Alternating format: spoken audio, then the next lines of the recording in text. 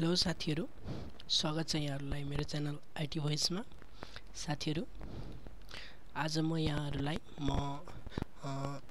Login form कसरी बनाउने भन्ने विषयमा जानकारी दिन गइरहेको छु। साथीहरु, मैले यहाँ दुईटा HTML को साधारण पेज बनाएको छु। यहाँ मैले लिंक मा चाहिँ b.css भनेर एउटा पेज बनाएर त्योसँग लिंक गराएको छु र टाइटल लगइन दिएको छु। अब म यहाँबाट उता बाँकी कोडिङ गर्ने छु। सुरुमा हामी यसलाई आउटपुटको लागि रेडी बनाएर राखौं। अब म यहाँ कोडिङ गर्ने छु। कोडिङ गर्नको लागि सबैभन्दा सुरुमा म यहाँ h2 ट्यागमा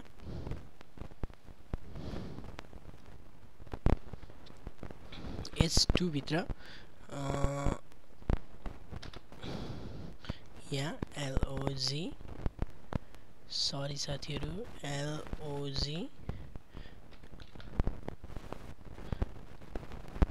log in लगिन भनेर दिन्छु र म यहाँ भित्र एउटा डिभ क्रिएट गर्छु लगिन र बडी भित्र एउटा डिभ क्रिएट गर्छु div डिभ भित्र एउटा क्लास बनाउँछु class is equal to a भनेर दिन्छु र यहाँ भित्र एउटा फर्म क्रिएट गर्छु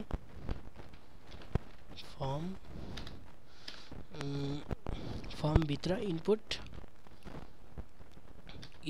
टाइप इक्वल्स टु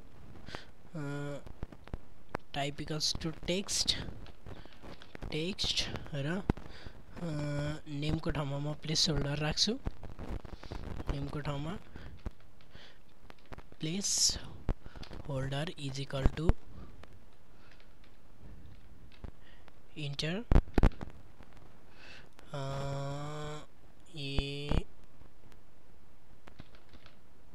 नेम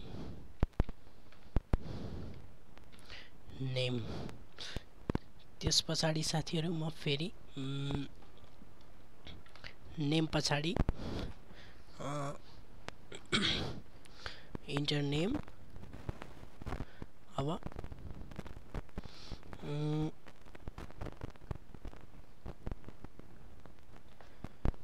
यहाँ फेरि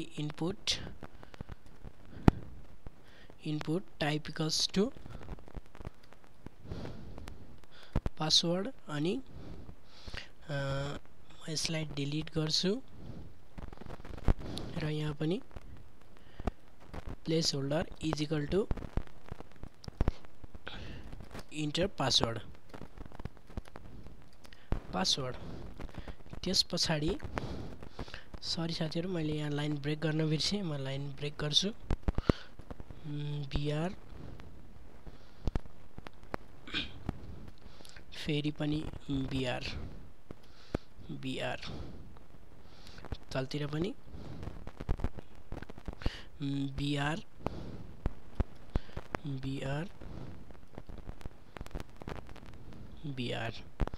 अब यहाँ फेरि input type equals to submit र यहाँ भ्यालु इज इक्वल टु म यहाँ लगइन दिन्छु लगइन। यसलाई हामी कन्ट्रोल S गरेर सेभ गरौँ र ब्राउजरमा आएर रिफ्रेश गरौँ। यहाँ login enter name enter password र लगइन आइसकेको छ। अब हामी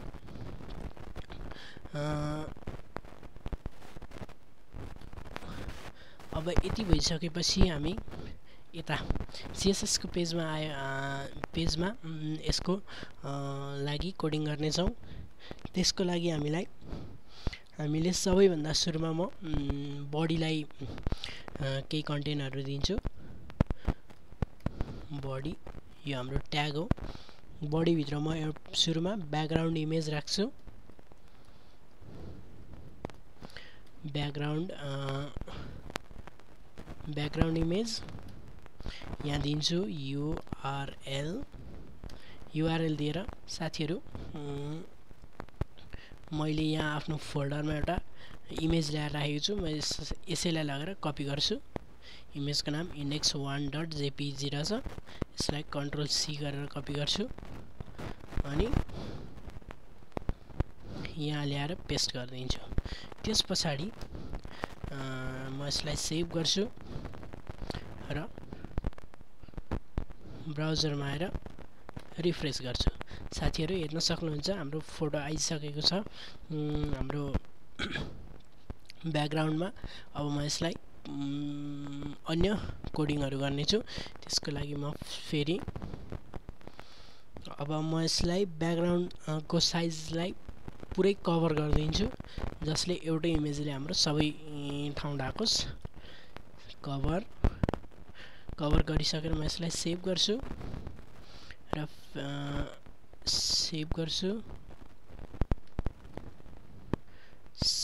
सेभ गरिसकेर फेरि पनि यहाँ आएर रिफ्रेस गर्छु। देख्न सक्नुहुन्छ साथीहरू हाम्रो पुरै ठाउँलाई एउटै इमेजले कभर गरिसकेको छ। अब हामी बाँकी कोडिङ CSS मै गर्नेछौँ। त्यसको लागि मैले अघि यहाँ div class is equal to AA नाम दिएको थिएँ। अब म यसलाई बाँकी कोडिङ गर्नेछु।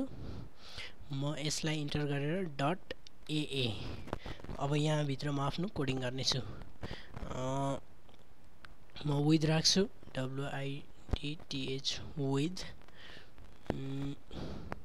विथ म 260 पिक्सेल राख्छु 260 पिक्सेल। त्यस्तै यसको हाइट राखिदिन्छु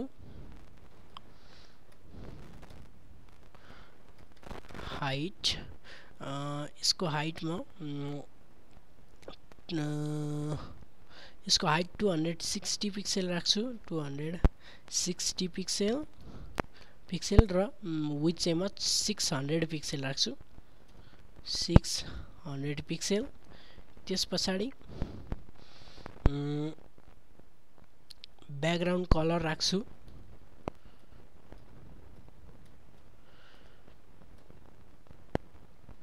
ब्याकग्राउन्ड कलरमा यसलाई कलरको कोडिङ दिनेछु RGBA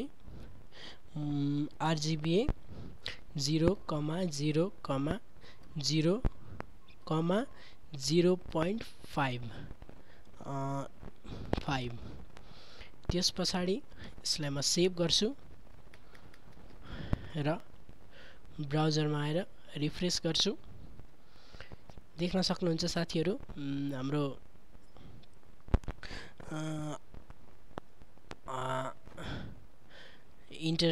नेम इन्टर पासवर्ड र त्यसको ब्याकग्राउन्ड पनि आइसकेको छ। हामीले सायद विथ ज्यादा दिए जस्तो लाग्यो मलाई। ज्यादा दिए जस्तो लाग्यो। विथलाई म अलिकति घटाइदिन्छु 300 पिक्सेल बनाइदिन्छु। सेभ गर्छु र ब्राउजरमा आएर रिफ्रेस गर्छु। अब हाम्रो आधी नै घटिसकेको छ। त्यस पछाडि म साथीहरू तपाईहरुले यहाँ एउटा कुरा लाई ख्याल गर्नुभयो या भएन। हाम्रो इन्टर नेम र इन्टर पासवर्ड भन्दा माथि आएको छ लगइन। म यसलाई यहाँबाट कट गरेर डिप भन्दा एक स्टेप मुनितिर ल्याएर पेस्ट गर्छु र यसलाई सेभ गर्छु र ब्राउजरमा आएर रिफ्रेस गर्छु। अब हाम्रो लगइन पनि डिप भित्र नै इन्क्लुड भइसकेको छ। अब म यसलाई बाँकी कोडिङ गर्नेछु।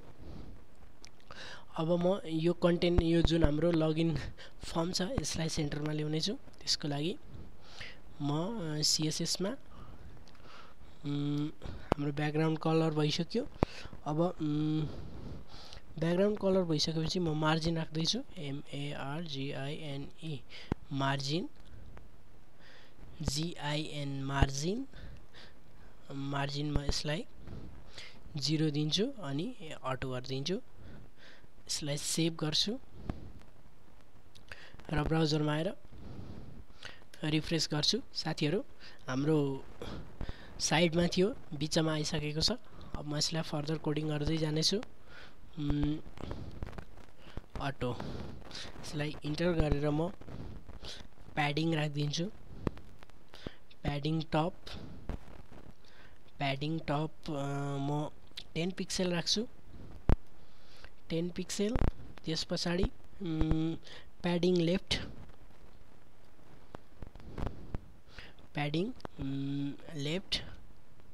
कति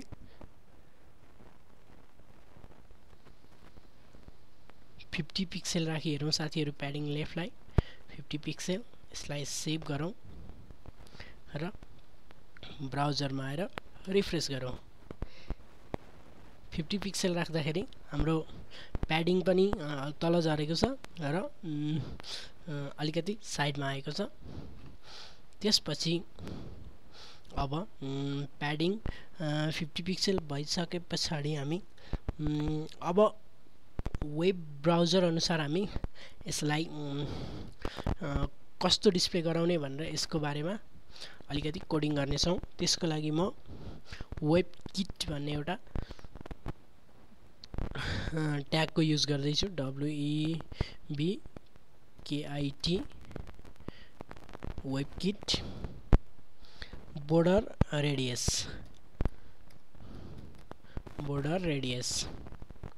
RADI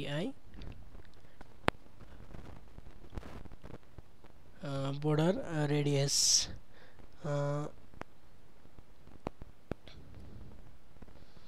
RADIUS border radius म यसको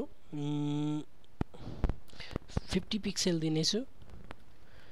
50 पिक्सेल दिनेछु र अब हाम्रो मोजिला फायरफक्स भएको कारणले मोज अब यसको पनि बोर्डर रेडियस हामी राख्छौं। BORDER border radius RADIUS radius border radius म यसको बोर्डर रेडियस 15 पिक्सेल राख्दैछु। 15 पिक्सेल। त्यसपछि अब कलर राख्नेछु। COLO colour white WHITE white र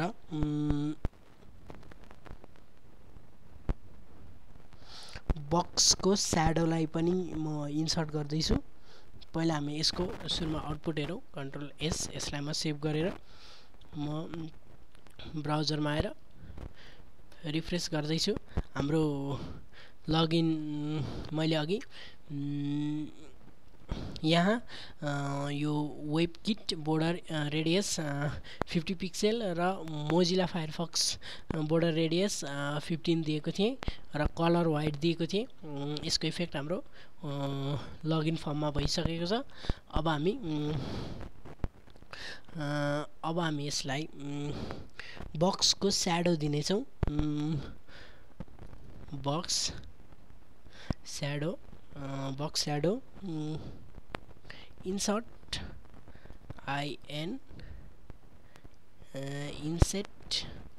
इन्सेट माइनस हामी कति दिन्छौँ भने 4 पिक्सेल दिनेछौँ।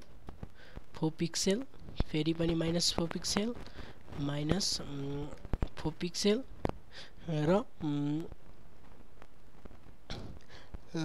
RGBA भित्र हामी यसभित्र 0.5 0.5 यसलाई सेभ गरौँ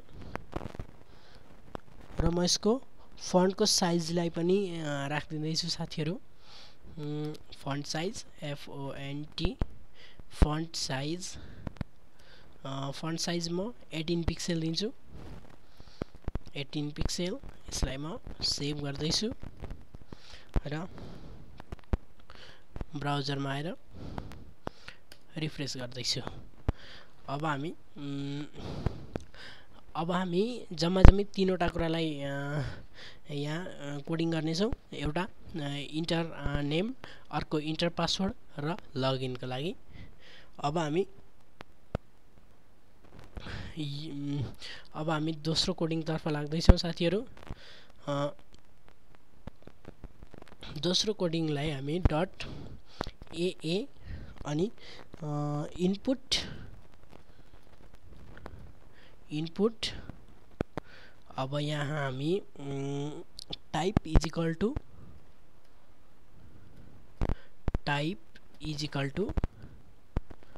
text TEXT text input type is equal to text अब हामी यहाँ कोडिङ गर्नेछौँ अब सबैभन्दा सुरुमा हामी विथलाई राख्नेछौँ WID विथ हामी यसको 200 पिक्सेल राखौँ 200 पिक्सेल त्यसपछि हामी यसको हाइटलाई पनि डिफाइन गर्नेछौँ हाइट हाम्रो 35 पिक्सेल हुनेछ इन्टर गरौँ HE हाइट 35 पिक्सेल त्यसपछि बोर्डर दिनेछौँ हामी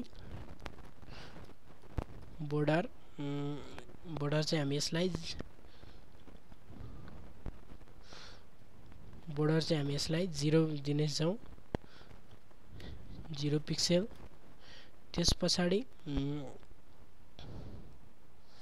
त्यसपछि हामी बोर्डरको रेडियस पनि दिनेछौँ border radius BORDER border radius हामी 5 पिक्सेल दिन्छौँ 5 पिक्सेल त्यसपछि प्याडिङ लेफ्ट अब हामी यसलाई सेभ गरौँ र ब्राउजरमा आएर रिफ्रेश गरौँ साथीहरु हाम्रो यो इन्टर नेम भन्ने कन्टेन्टलाई हामीले यति कोडिङ गरिसकेका छौं अब हामी इन्टर पासवर्डलाई गर्नेछौं यहाँ गएर म यसलाई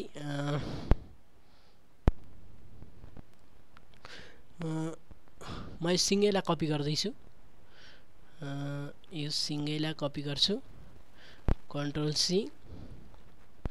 र ब्राउजरमा आएर पेस्ट गर्दैछु अब हामी input type is equals to टेक्स्टलाई हटाएर पासवर्ड राख्नेछौं पासवर्ड र यसलाई सेभ गरेर म फेरि ब्राउजरलाई रिफ्रेश गर्नेछु र पासवर्डको पनि कन्टेन्ट सेम साइजको हुनेछ सेम हुनेछ अब हामी नेम र पासवर्डको कन्टेन्टलाई त हामीले कोडिङ गरि नै सक्यौं अब म यो लगइनलाई पनि कोडिङ गर्नेछु लगइनलाई कोडिङ गर्नको लागि म फेरि पनि यसलाई एकचोटी पेस्ट गर्छु पेस्ट र टाइप इज इक्वल्स टु म यहाँ सबमिट लेख्छु CUBMIT सबमिट अब हाम्रो विथ यसको 100 पिक्सेल रहनेछ यसको 100 पिक्सेल हाइट हाम्रो 35 पिक्सेल अब म यसलाई यहाँ एउटा सानो प्रोपर्टिज थप्नेछु ब्याकग्राउन्ड